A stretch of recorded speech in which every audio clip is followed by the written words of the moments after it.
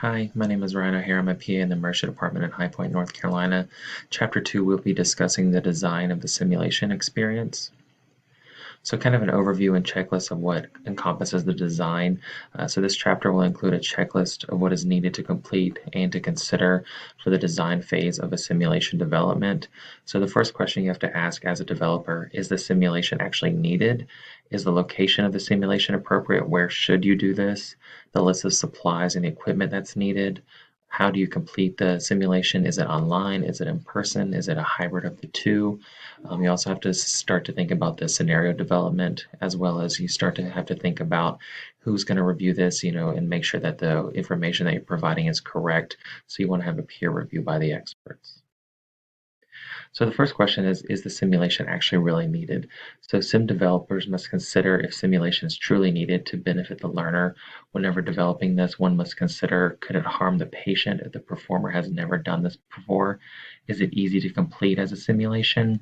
Is it applicable to a real life and believable situation? Do they have a sim tool for the learning objectives that you're trying to achieve? In the case of the foreign body and the pediatric ENT case, having students perform this skill allows them to be more comfortable with the pediatric patient during the procedure and have a baseline knowledge of the skills needed to remove foreign bodies, which is very important and something that they want to be able to have experience with before actually providing that service and that experience and those tools on a pediatric patient. So the location of the simulation. So locations of where the sim will be performed should be considered, and you should have to start to think about developing those on the scenarios that you're developing, the learning objectives of the sim, the tools and resources needed to complete the sim, as well as where you're going to keep supplies for the simulation, how you're going to clean it, how you're going to keep an inventory of it to make sure that you keep able supplies for future classes, as well as make sure that the tools are accessible.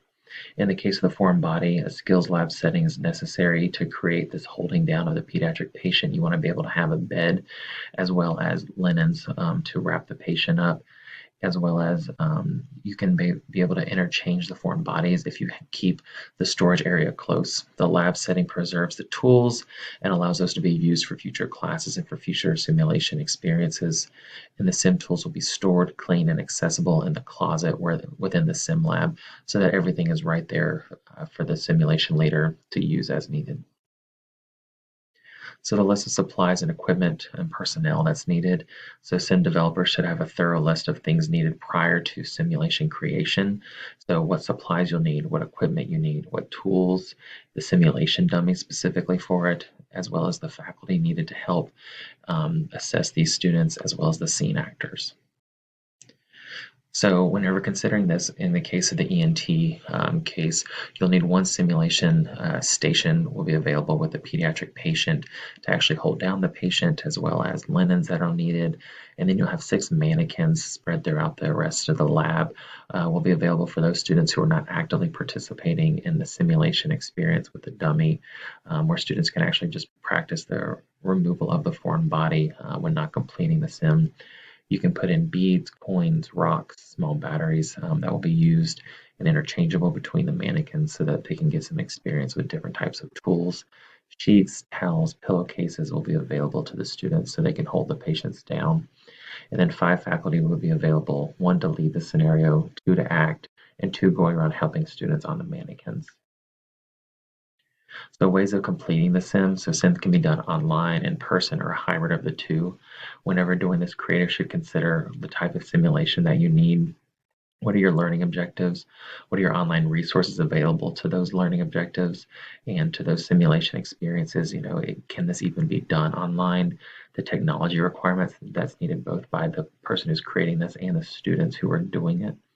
The ability or the need to communicate to others. Does this need to be in real time in person? Can this be pre-recorded and then sent to other people?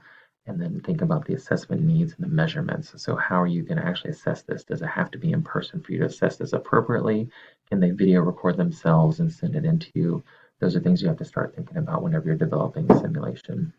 In the case of the foreign body, sim must be in person so you can actually hold down the patient, physically remove foreign bodies, things that need to have a controlled environment. So it definitely needs to be an in-person environment for this.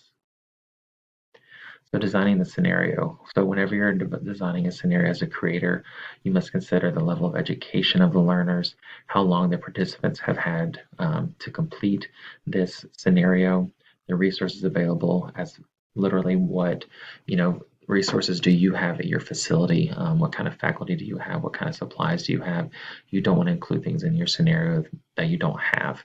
Is this scenario realistic? You want to make sure that this is applicable to these students' lives as well as to what they're going to see in clinical practice. Will participants see this in the real world as well as the learning objectives to make sure that your scenario covers all those learning objectives? In the case of the foreign body, the sim will be a 3-year-old child accompanied by a mother who put a rock in their nose that afternoon in daycare, yet did not tell mother until she got home because she did not want to lose playtime while at after school. So that's whenever the students would come in and start to complete their scenario.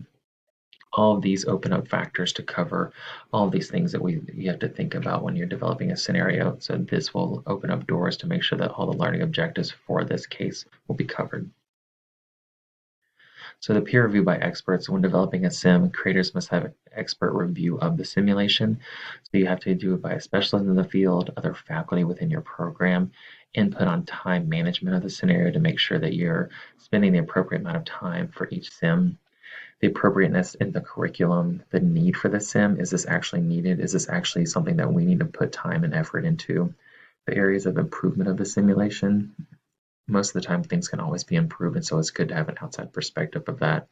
And also to ensure that the learning objectives are being met by someone else. They can do a good check and thorough review of your simulation to make sure that all the things that you hope to achieve with this can be achieved.